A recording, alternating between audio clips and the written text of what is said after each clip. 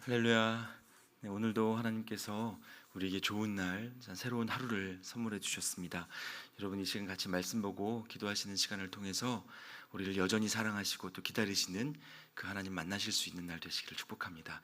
함께 기도하심으로 9월 15일 매일 주심 기도회 시작하겠습니다. 하나님 감사합니다.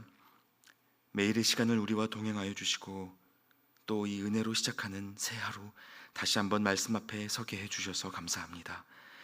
심판의 메시지를 묵상하고 있는 시간이지만 그 가운데서 하나님의 본심을 깨닫게 하시고 하나님을 향한 온전한 사랑과 신뢰를 회복할 수 있도록 도와주시옵소서. 말씀하시는 하나님의 음성을 간절한 마음으로 사모하며 듣는 귀한 시간 되게 하여 주시옵소서. 예수님의 이름으로 기도하옵나이다. 아멘. 오늘 우리에게 주시는 하나님의 말씀은 에스겔 11장 14절부터 25절까지의 말씀입니다. 에스겔 11장 14절부터 25절까지의 말씀을 봉독합니다. 여호와의 말씀이 내게 임하여 이르시되 인자야, 예루살렘 주민이 네 형제 곧 네 형제와 친척과 온 이스라엘 족속을 향하여 이르기를 너희는 여호와에게서 멀리 떠나라. 이 땅은 우리에게 주어 기업이 되게 하신 것이라 하였나니 그런즉 너는 말하기를 주 여호와의 말씀에 내가 비록 그들을 멀리 이방인 가운데로 쫓아내어 여러 나라에 흩었으나 그들이 도달한 나라들에서 내가 잠깐 그들에게 성소가 되리라 하셨다 하고 너는 또 말하기를 주 여호와의 말씀에 내가 너희를 만민 가운데에서 모으며 너희를 흩은 여러 나라 가운데에서 모아내고 이스라엘 땅을 너희에게 주리라 하셨다 하라. 그들이 그리로 가서 그 가운데의 모든 미운 물건과 모든 가증한 것을 제거하여 버릴지라. 내가 그들에게 한 마음을 주고 그 속에 새 영을 주며 그 몸에서 돌 같은 마음을 제거하고 살처럼 부드러운 마음을 주어 내 율례를 따르며 내 규례를 지켜 행하게 하리니 그들은 내 백성이 되고 나는 그들의 하나님이 되리라. 그러나 미운 것과 가증한 것을 마음으로 따르는 자는 내가 그 행위대로 그 머리에 갚으리라. 나 주 여호와의 말이니라. 그때의 그룹들이 날개를 드는데 바퀴도 그 곁에 있고 이스라엘 하나님의 영광도 그 위에 덮였더니 여호와의 영광이 성읍 가운데에서부터 올라가 성읍 동쪽 산에 머무르고 주의 영이 나를 들어 하나님의 영의 환상 중에 데리고 갈대아에 있는 사로잡힌 자 중에 이르시더니 내가 본 환상이 나를 떠나 올라간지라. 내가 사로잡힌 자에게 여호와께서 내게 보이신 모든 일을 말하니라. 아멘. 네, 여러분 어느덧 목요일입니다. 저희가 이 추석 연휴 이전부터 계속해서 에스겔의 말씀을 묵상하고 있는데요. 오늘은 어제부터 보셨던 에스겔 11장의 후반부 본문을 가지고 말씀을 나눕니다. 사실 이 에스겔의 예언이 하나님의 심판에 대해서 반복적인 계시를 담고 있기 때문에 여러분이 말씀을 묵상하시는 동안에도 이 계속되는 심판의 메시지에 어느 정도 피로감을 느끼실 수도 있겠다 싶은 그런 생각이 드는데요. 여러분 이 과정을 통해서 당신의 자녀를 돌이키기 원하시는 하나님의 그 타는 마음을 한번 느껴보실 수 있으면 좋겠다 싶습니다. 우리는 쉽게 지겨움과 또 지루함을 느끼지만 하나님은 멈추실 수가 없는 겁니다. 왜 그렇습니까? 아직 돌아오지 않은 그런 하나님의 자녀들이 있기 때문입니다. 여러분 하나님은 이스라엘의 남은 자들이 마지막 한 사람까지도 하나님의 음성을 듣고 그분과 동행하는 인생을 살도록 이끌기 원하셨습니다. 자녀들을 위해서 예비하신 하나님 나라의 놀라운 축복을 우리가 다 누릴 수 있기를 간절한 마음으로 기다리고 계시는 것입니다. 오늘 함께 보시는 이 에스겔 11장 14절부터 25절까지의 말씀은요, 바로 이러한 하나님의 마음이 은혜의 단비처럼 쏟아져 내리는 부분이라고 할 수 있는데, 그토록 단호하고 무서운 하나님의 심판 안에 소망과 축복을 예비하신 그 하나님의 본심이 있다는 것을 오늘 말씀이 드러내 보여줍니다. 특별히 여러분 그 어제 본문의 끝절이었던 13절이 에스겔의 질문으로 마무리가 되었습니다. 예언하던 중에 브나야의 아들 블라랴가 갑자기 죽어나가는 모습을 보면서 오호라 주 여호와여, 이스라엘의 남은 자를 다 멸절하고자 하시나이까? 라고 이렇게 에스겔이 놀라서 질문하는 장면이 있었습니다. 그리고 오늘의 본문은 바로 그에 대한 하나님의 답변이다 라고 생각하시면 되겠습니다.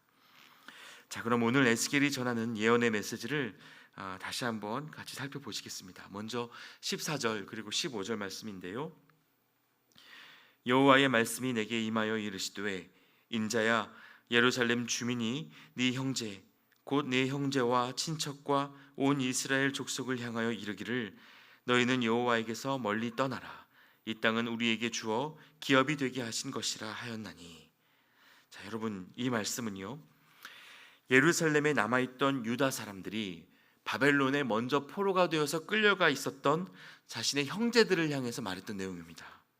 그런데 내용을 보니까 너희는 여호와에게서 멀리 떠나라. 이 땅은 우리에게 주어 기업이 되게 하신 것이라, 이렇게 이야기를 합니다. 바꿔 말하면 너희는 그냥 거기 바벨론에서 잘 살아라. 이곳 예루살렘은 하나님이 우리에게 주신 성읍이다. 이렇게 이야기를 했다는 거죠. 사로잡힌 형제들을 바라보면서 어떻게 하면 그들이 돌아올 수 있을까 탄식하며 울어도 모자랄 만한 그런 사람들이 이제 여기는 우리 땅이 되었으니 너희는 거기에서 잘 살아라. 이렇게 이야기를 했다는 것입니다. 여러분, 이것이 얼마나 통탄할 노릇인지 모르겠습니다. 여러분, 신앙에 있어서 하나님의 임재를 등지는 가장 강력한 정서가 바로 이러한 자기 중심성입니다. 포로되고 억눌린 이들은 하나님에게서 버림받아 마땅하다고 여기고 남은 자신에게는 하나님의 축복이 허락되었다고 믿는 이 자기 중심적 해석 말입니다. 여러분, 우리를 향한 하나님의 오래 참으심을 우리의 의로움으로 착각하는 일이 없으시길 바랍니다. 하나님이 우리를 심판하지 않으시고 아직 훈계하지 않으시는 것이 우리가 바른 길을 가고 있기 때문인지, 아니면 아무리 말씀하셔도 듣지 못하는 우리를 굳은 마음에 내버려 두셨기 때문인지 우리는 두렵고 떨리는 마음으로 우리 스스로를 돌아보며 살아가야 한다는 것입니다.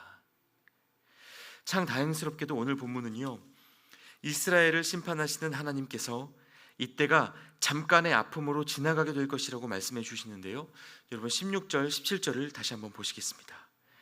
그런즉 너는 말하기를 주 여호와의 말씀에 내가 비록 그들을 멀리 이방인 가운데로 쫓아내어 여러 나라에 흩었으나 그들이 도달한 나라들에서 내가 잠깐 그들에게 성소가 되리라 하셨다 하고, 너는 또 말하기를 주 여호와의 말씀에 내가 너희를 만민 가운데에서 모으며 너희를 흩은 여러 나라 가운데에서 모아내고 이스라엘 땅을 너희에게 주리라 하셨다 하라. 자, 하나님이 주신 심판, 바벨론에서의 삶이 영원하지는 않을 것이라 라는 하나님의 약속입니다. 여러분, 하나님 보시기에 그 시간은 잠깐이었습니다.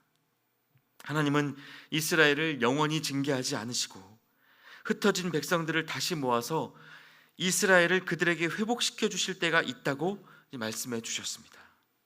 그러므로 여러분, 우리가 하나님의 비전을 따르는 데에 실패하여 때로 포로와 같이 매인 삶에 머물러 있다면 여러분, 그때마다 다시 하나님의 약속을 상기하실 수 있는 그런 은혜가 있으시기를 축복합니다. 하나님은 우리를 언제나 돌이키시기를 원하고 회복을 준비해 주시는 분이십니다. 같은 시대의 그 선지자 예레미야는 그래서 너희를 향한 나의 생각은 내가 아나니 재앙이 아니라 곧 평안이요 너희 장래에 소망을 주려 하는 생각이라, 이렇게 이야기를 합니다. 그렇다면 여러분, 이제 남은 질문은 이것입니다. 포로된 이스라엘이, 그리고 오늘날의 우리가 그 하나님의 약속을 어떻게 하면 내 인생의 은혜로 취할 수 있겠는가 하는 질문입니다.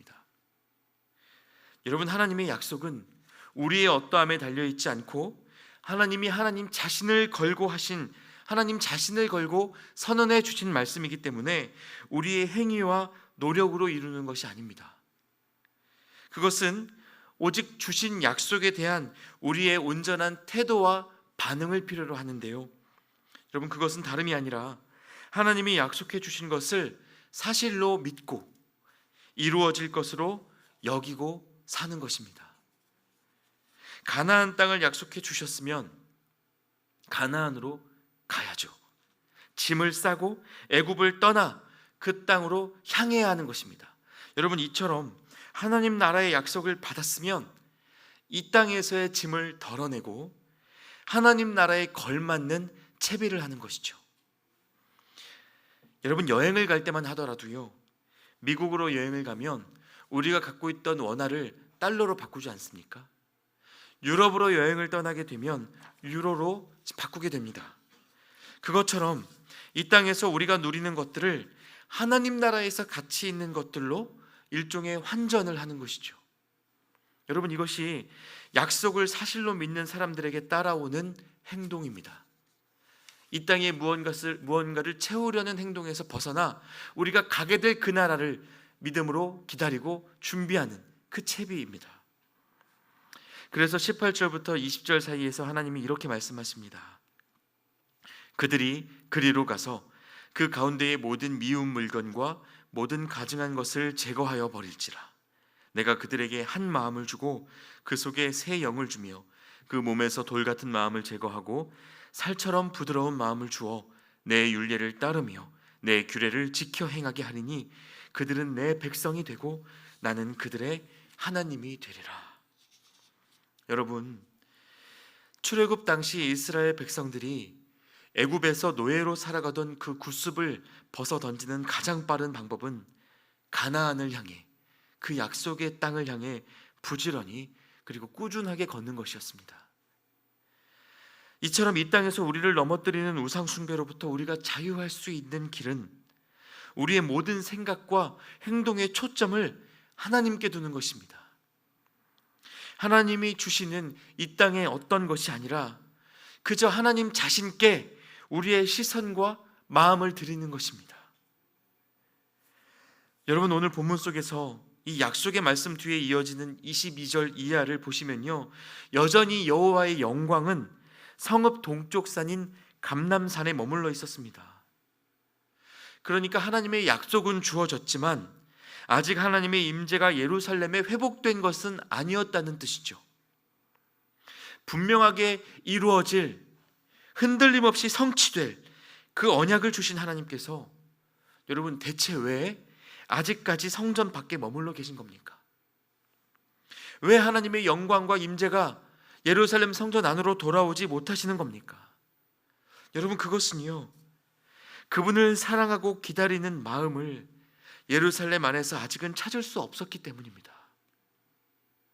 하나님의 약속이 임했고 고백이 주어졌지만 응답이 없는 겁니다. 여러분, 고백은 있는데 응답이 없으면요, 그 관계가 새로운 지경으로 나아갈 수가 없지요. 그렇지 않습니까? 누군가 마음을 드러내 보여주어도 그 마음을 받아내는 마음이 없으면 관계가 시작될 수 없는 것입니다. 하나님의 약속이 주어졌지만 그 약속을 감동으로, 감사로, 은혜로 받아내는 그 예루살렘 안에 마음이 없었기 때문에 아직 하나님의 임재가 돌아오지 못하고 있었다는 뜻입니다.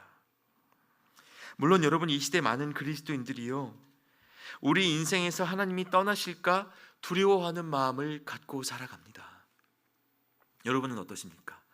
하나님의 영이 우리를 떠나실 수도 있다는 그 사실을 생각하면 여러분에게도 무서운 사실로 여겨지십니까? 네, 그 마음이 있으시리라 생각합니다. 그런데 여러분, 이 시간 더 중요한 것이 있습니다. 하나님이 떠나시는 것이 우리에게 두려움을 주는 그 진짜 이유가 무엇인지 우리가 그 본질을 정직하게 들여다볼 수 있어야 한다는 것입니다.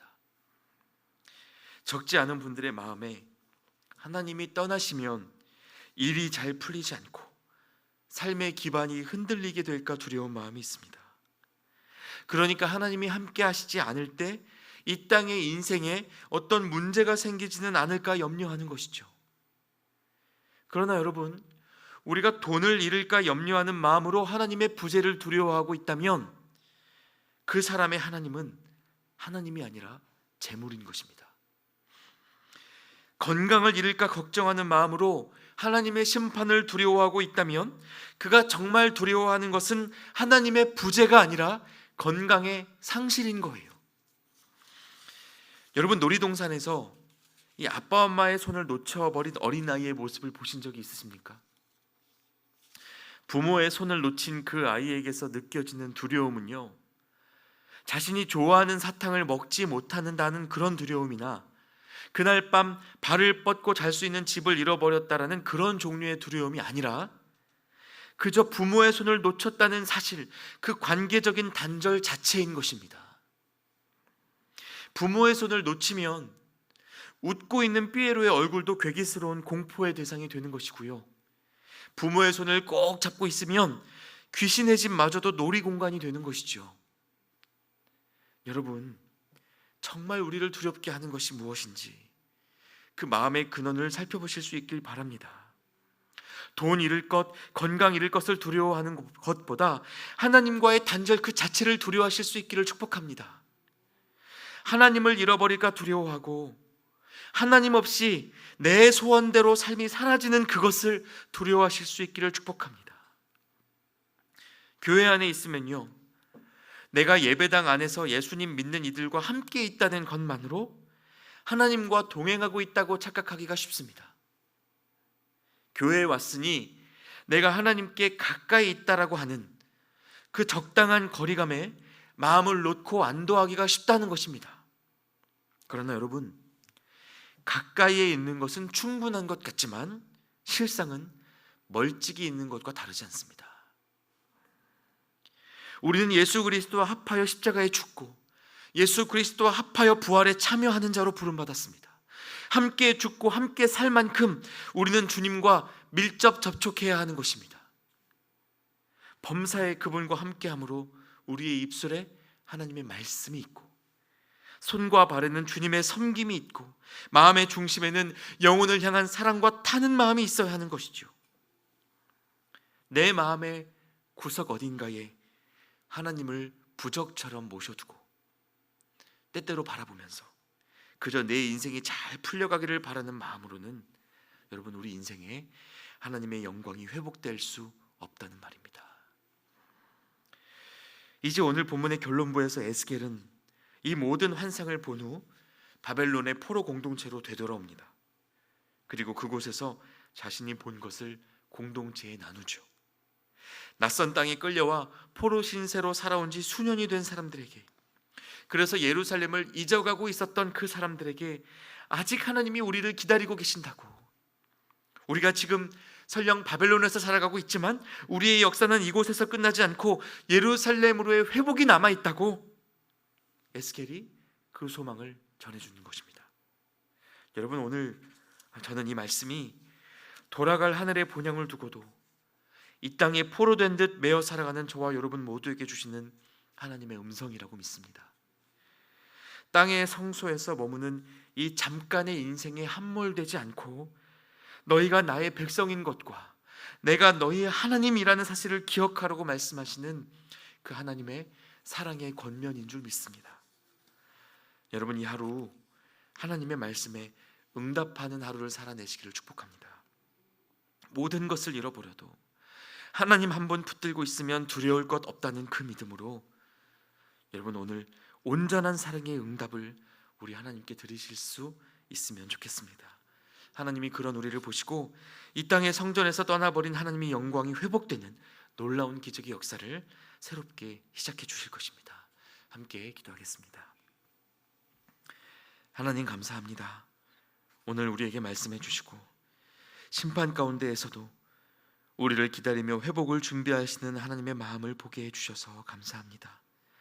하나님, 우리가 하나님의 영광이 떠나가는 것을 두려워하는 마음을 품게 하시고 이 땅에 무언가를 잃어버려서가 아니라 오직 사랑하는 하나님을 잃어버리는 것을 두려워하게 하여 주시옵소서.